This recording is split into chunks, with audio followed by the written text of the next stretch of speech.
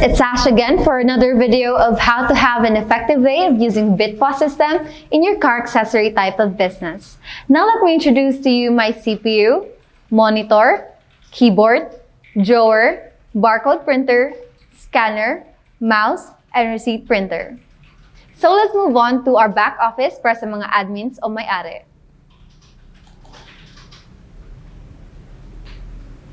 Pagkatapos mag-click ang back office, maglo-login ka lang gamit ang iyong username at ang iyong password.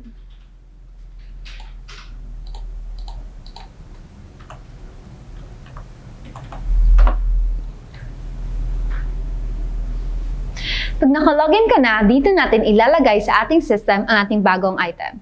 So to do that, i-click lang natin ang items or inventory and click items. Ngayon, meron ako ditong sample car accessory item. Ang ating item ay walang barcode. So to put the barcode, i-click lang natin ang generate barcode at agad na mag-generate ng barcode ang ating system. Pagkatapos malagyan ng barcode, ilalagay lang natin ang pangalan ng ating item.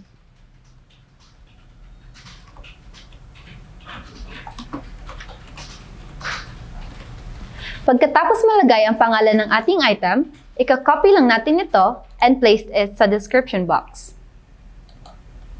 Pagkatapos malagay sa description box, i-click lang natin ang insert new item. And as you can see, a new item has been added. Ngayon ay lalagyan naman natin ng presyo ang ating bagong item. Pupunta lang tayo dito sa sales pricing.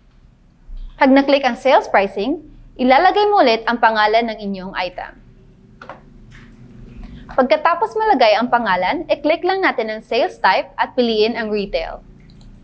At maaari mo nang lagyan ng nais mong presyo ang inyong item. And click Add New.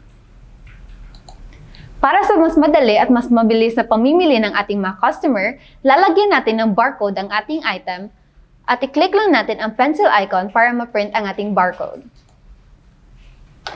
I-click lang natin ang print barcode or ang barcode print at makikita nyo na na-print na ang barcode sa ating item.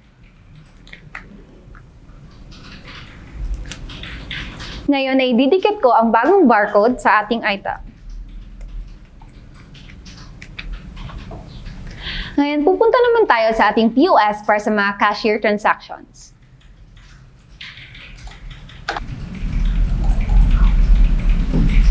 Pag na-click nyo na ang POS, maglo-login lang kayo ulit gamit ang inyong username at ang inyong password.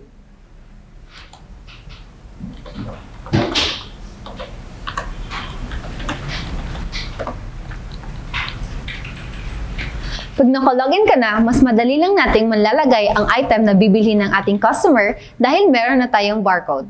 I-click lang natin ang toggle search at i-scan natin ang ating item. At makikita nyo, nag-appear na ang item na bibilhin ng ating customer. Pagkatapos nyan, i-click lang natin ang item setup at ilalagay natin ang serial number ng ating item. Ang serial number ng aking item ay 00-54632.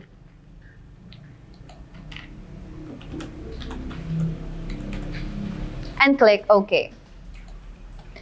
Now, ang purpose ng pagkakaroon ng serial number ng ating item ay para malaman na ang dinalang item na for exchange or return ay galing ba sa ating store. Pagkatapos niyan, pag magbabayad na ang ating customer, i-click lang natin ang tender at ilagay ang amount ng pera na ibabayad ng ating customer. At i-click lang natin ang enter hanggang sa mag-print ang ating resibo.